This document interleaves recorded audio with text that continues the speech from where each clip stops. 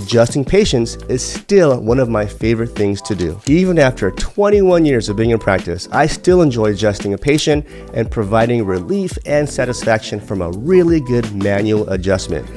Because I still get adjusted weekly myself for my spinal health and maintenance, I believe in the benefits of chiropractic wholeheartedly, and I love that I have the opportunity to share that gift. It's especially fun when I get in the zone of adjusting, and it feels like my hands are an extension of my mind.